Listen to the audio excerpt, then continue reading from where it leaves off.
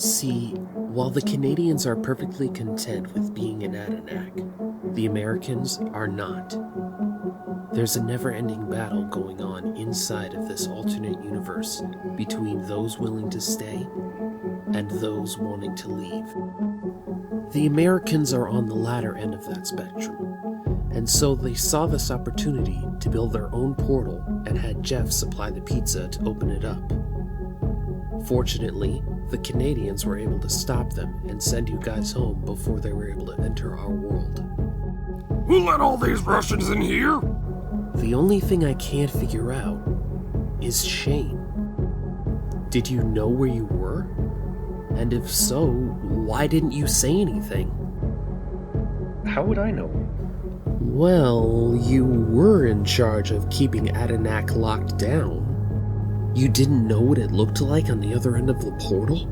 No, I was always told not to go inside. Otherwise, bad things would happen. Well, lucky for us, those bad things didn't happen. Wait, but when we came back through the portal, there were two of us. The portal on the other end was calibrated incorrectly. It ended up sending you back a few minutes prior to your departure. Look, again, this doesn't seem very important right now. Understood. After this plan had failed, Mike decided to go back to trying to capture all of you. So we staged the free trip to Bermuda and got everyone on Shane's boat. He sent his remaining mercenaries to the ship and crashed it into the Middle Eastern hands. Unfortunately, Jeff didn't come with you, so we had you move into a summer house in the meantime.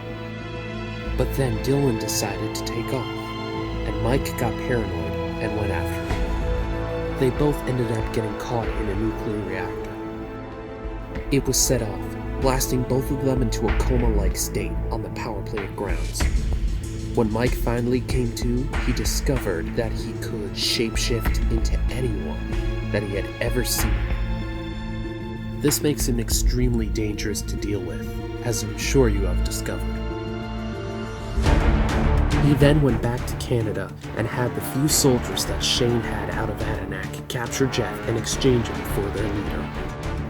They obliged, and although Derek had defected onto your side and the other two mercenaries were killed, Mike gathered everyone together and was planning on trapping Jeff and eventually Shane in Adenac while also killing Austin so he wouldn't be much of a bother. But Shane ordered the Canadians to attack back, and all hell broke loose.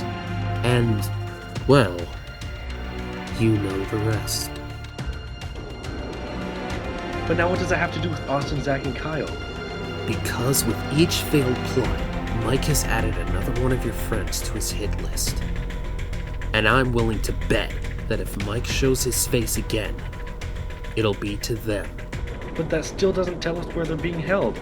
That it does not. But I believe you know someone who would. Why would Derek know? He's the last of Mike's team left. If he's planning something, he'd go to Derek first. Have you met Derek?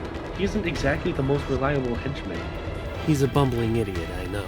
But if old TV's taught us anything, it's that sometimes idiots make the best henchmen. Do you know where he is?